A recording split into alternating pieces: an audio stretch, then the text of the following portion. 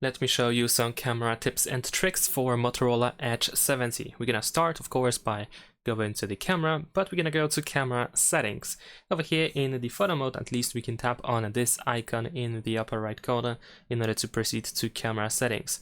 And here we can find a couple of options that are worth mentioning. For example, if you often take selfie photos, then I can recommend you going to front photo resolution, and you can increase the resolution of these photos. By default we use the standard photo resolution, but we can increase it to high. And besides that, we can go to capture methods, and over here we have 3 additional ways to capture a photo. For example, we have the palm capture, where we can just simply show our hand to the front camera. As long as our face is there as well, we should be able to start the timer by doing so. We also have the auto smile capture, so if the camera detects a smile, then it can capture a photo.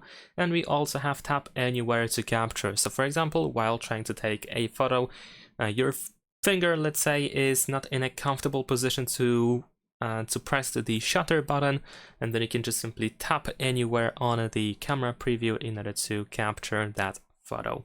This can be quite useful, of course. Now, besides that, if we go to the photo mode, over here we have a couple of options that are worth mentioning as well. For example, over here at the top we have this icon with stars, and this is how we can change at least to some degree, colors and how the colors may look on our photos. We have this natural style, but we also have the signature style, which is pretty much an AI tool that we can use in order to, based on our photos, we can create our own color pattern, color scheme, let's say it like that, if I can say it like that, of course.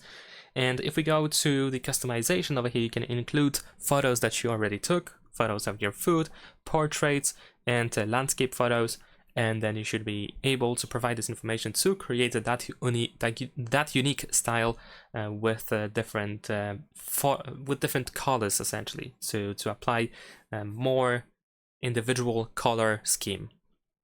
Now, besides that, we also have the action shot, which is over here on the right side. Over here we can tap on this eye icon in order to find out what the action shot is, and it just simply allows you to capture photos of people, animals, and objects that are moving. So if they are in constant motion, especially if they are moving fast, it might be actually difficult to capture a clear photo of them.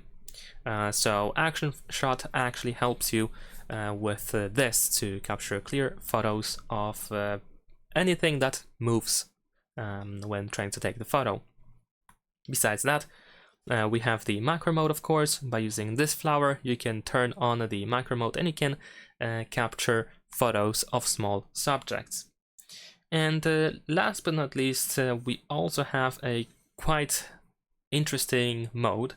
It is called the group shot over here, and the group shot allows you to let the camera take the best photo of the group. So for example, if you take a selfie photo with a couple of people and someone, for example, blinks when you're trying to take a photo, then the camera can actually fix that, and it can pretty much mix photos together to get the best one, where everyone, you know, has eyes opened and so on and so forth.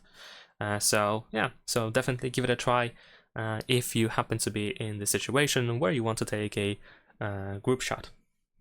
And that's pretty much it. Thanks for watching, leave a like and subscribe.